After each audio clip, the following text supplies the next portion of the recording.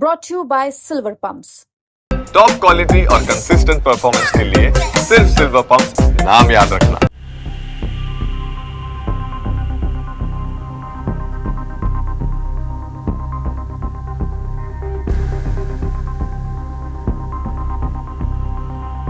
पहले मैं आपको आज सुबह श्रीनगर की तस्वीर दिखाना चाहता हूं। मेरा कैमरामैन आपको पूरा श्रीनगर शहर दिखाएगा। ये खामोश पूरा इलाका है और अगर हम दाएं की बात करें, मौसम भी थोड़ा सा जो है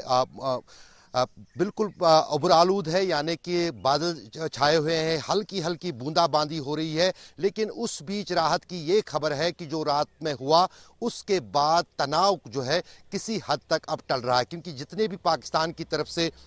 हमले की कोशिश की गई थी उन सबों को विफल कर दिया गया है। जहां तक आपने बात की लाइन ऑफ कंट्रोल की, यानी नियंत्रण रेखा की, वहां पर लगातार गोलीबारी जो है दोनों तरफ से हो रही है। पाकिस्तान ने कल इसकी शुरुआत की थी और फिर जवाबी कार्रवाई जो है भारतीय सेना की तरफ से कर रही है। एक एक सेक्टर की सिलसिलावार में अगर आपको और अपने दर्शकों को अपडेट दूं, पिछले 15 दिन से जो है cease fire violation line of control पर हो रही थी, नियंत्रण रेखा पर, लेकिन वो छोटे हथियार इस्तेमाल हो रहे थे। लेकिन कल जब भारत की तरफ से जो है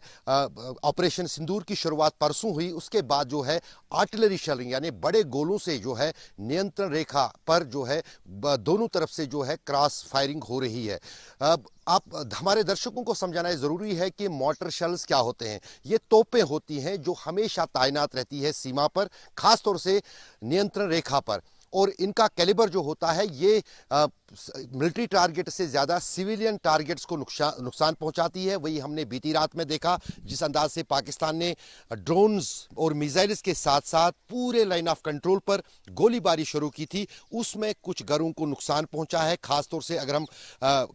कुपवारा जिले की बात करें, टंगडार एक सेक्टर है जहां पर भीषण गोलाबारी दोनों तरफ से हुई, पाकिस्तान को भी नुकसान पहुंचा, पाकिस्तानी ठिकाने भी तबाह हुए और रिहायशी घर जो हैं आम लोगों के, उनको भी नुकसान पहुंचा। उसके बाद अगर थोड़ा सा आगे बढ़ेंगे तो बारामूला जिले के उड़ी में जो है जबरदस्त गोलाबारी रात भर होती रही। जो आप धमाकों की बात कह रहे थे, वो धमाकों की आवाज उसी गोलाबारी की है। कुछ आवाजें जो है भारत की तरफ से जो गोले पाकिस्तानी आर्मी के पोस्टर्स पर दागे जा रहे हैं, और दूसरी तरफ जो उस पाकिस्तान की तरफ से वो आर्टिलरी फायर हो रहा है, उसकी आवाजें आ रही हैं। और एक महिला की मौत जो है उड़ी में हुई है। 4 लोग जो हैं एक महिला सहित वो घायल हैं, उनका इलाज चल रहा है। तीसरी बात जो है उसकी से आगे फिर रजौरी, पुंछ, नौशेरा, अखनूर, वहां पर बहुत ज्यादा जो है दोनों तरफ से गोलाबारी हुई है रात भर और अभी भी हो रही है। और लेकिन आज शुक्रवार है, जो आपने शुरू में कहा, शुक्रवार के चलते अब माना जा रहा है कि शायद शुक्रवार का जो है उसको जहन में रखते हुए जो है थोड़ा सा जो है तनाव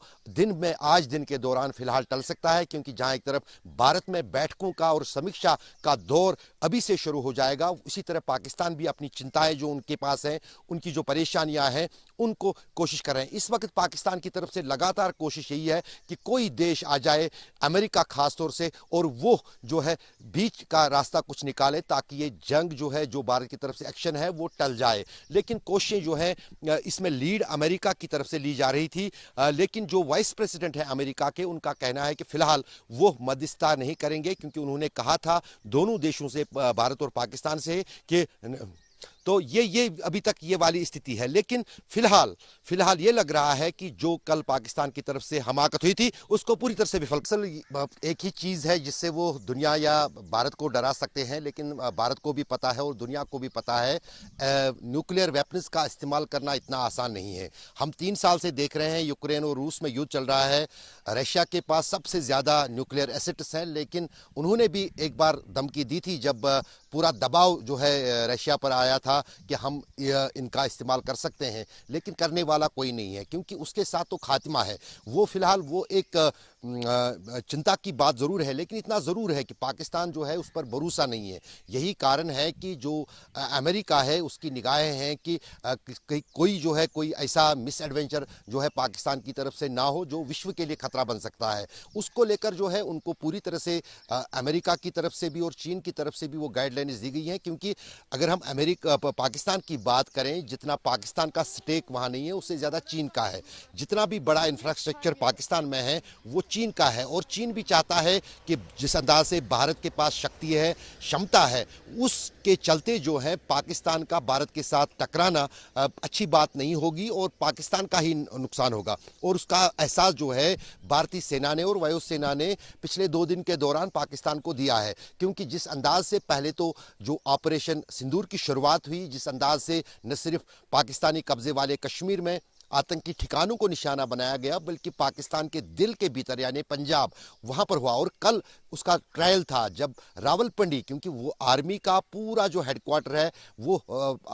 ISI का पूरी जो गतिविधि है वो रावलपिंडी में ही है। रावलपिंडी पाकिस्तानी पंजाब और पाकिस्तानी कब्जे वाले कश्मीर के बीच में है और वहाँ पर भी जो है कई सारे धमाके जो ड्रोन्स ने सफल किए वहाँ पर, या जो बाकी जो एयर स्ट्राइक्स वहाँ पर हुई, जिसमें पाकिस्तान ने भी माना है कि उनको नुकसान हुआ है, उनका जो एयर डिफेंस सिस्टम है उसको क्षति पहुंची है, उनके सैनिक मारे गए हैं। दूसरी तरफ कल इतनी मतलब मिनट भर भी देर नहीं लगाई पाकिस्तान ने, जो ही 2 उनके चाइनीज F-17 जहाज जो है वो गिराए गए तो उन्होंने कबूल भी किया कि तुरंत कि हमारे जहाज गिराए गए हैं। और पाकिस्तान भारत की तरह ये बर्दाश्त नहीं कर सकता है कि अगर उनके 4 या 5 विमान गिर जाएंगे तो उनकी क्षमता ही खत्म हो जाएगी। तो जाहिर है कि एक अपनी जनता को खुश करने के लिए पाकिस्तान की, क्योंकि जिस अंदाज से पाकिस्तानी सेना की फजीयत पाकिस्तान में हुई है, जिस अंदाज से वो पूरी तरह से जो है कहीं ना कहीं अपने अवाम के सामने ही नंगे हो गए हैं, उस बीच पाकिस्तानी सेना को अपनी नाक बचाने के लिए कल वो जो है एक सिंबॉलिक एक अटैक कैरी करना था अलग अलग हिस्सों में, उन्होंने वो किया, जिसको पूरी तरह से विफल जो है वो भारतीय सेना और वायुसेना और ये हमारे एयर डिफेंस सिस्टम S-400 ने किया। और जिस दौर से पाकिस्तान गुजर रहा है, और वहां पर एक तरफ न सिर्फ बलूचिस्तान में पाकिस्तानी सेना के खिलाफ अब तक का मतलब पिछले कई दशकों से वहां पर तनाव चल रहा है, लेकिन अब तक का सबसे बड़ा विरोध चल रहा है। वहां पर पिछले 48 घंटों के दौरान 14 पाकिस्तानी सैनिक 2 अलग अलग IED विस्फोटों में मारे गए हैं। पाकिस्तान में उतनी सेना नहीं है जो बलूचिस्तान के या फिर नॉर्दर्न एरियाज़ के या फिर खैबर पख्तून के हालात को, अंदरूनी हालात को देखे और दूसरी तरफ जो है भारत के साथ युद्ध कर सके, वो परिस्थिति पाकिस्तानी सेना में नहीं है। दूसरी तरफ जो आपने इमरान खान की बात की, आप ये भी देख लीजिए, न सिर्फ इमरान खान के समर्थक पूरी तरह से चाहते हैं कि पाकिस्तान एक्सपोज हो, पाकिस्तानी सेना एक्सपोज हो, उसी तरह जो है खैबर पख्तून के तहरीक तालिबान जो है वो भी पूरी तरह से जो है पाकिस्तानी सेना के खिलाफ खड़े हैं। और तीसरी तरफ सबसे महत्वपूर्ण जो है कि पाकिस्तानी सेना के भीतर जो है वहाँ पर भी जो है दरारें हैं। जो जिस मखोटे को इस्तेमाल सबसे ज़्यादा पाकिस्तानी सेना करती थी धर्म के आड़ को लेकर, उसमें भी फाड़ है। हमने 2 दिन पहले देखा कि जो लाल मस्जिद के इमाम हैं उन्होंने साफ तौर पर यह कह दिया है कि उनके समर्थक और उनके लोग जो हैं वो पाकिस्तानी सेना का साथ नहीं देंगे। और इमरान खान के समर्थक ये कह रहे हैं कि वो पाकिस्तान छोड़ के इंग्लैंड चले जाएंगे। तो जाहिर है कि जो कौम या जो देश इस चुनौती की घड़ी में एकजुट नहीं हो सकती है, उसका क्या होगा। वहाँ पर भारत की तरफ से इतने सारे राजनीतिक दल, इतने सारे प्रांत, इतने सारे आइडियोलॉजीज डिफरेंट होने के बावजूद भी पाकिस्तान के खिलाफ एकजुट न सिर्फ पूरा देश हुआ बल्कि सभी राजनीतिक दल, क्योंकि इतिहास में पहली बार ऐसा हुआ होगा जब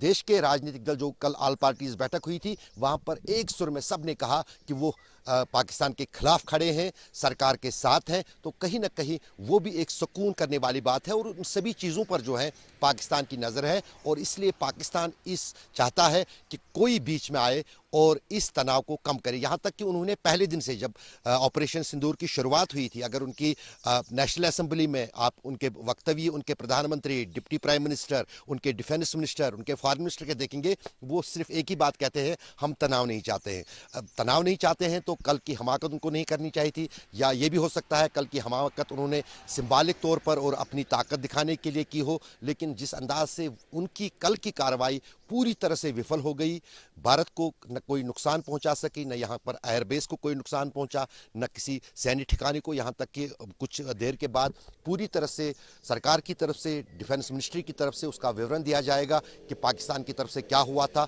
और उसके जवाब में भारतीय सेना ने क्या किया है। हम थोड़ी देर उसी का इंतज़ार करेंगे, जो सही और सटीक बातें वहाँ से बाहर आएंगी उन्हीं को अपने दर्शकों तक पहुँचाते हैं।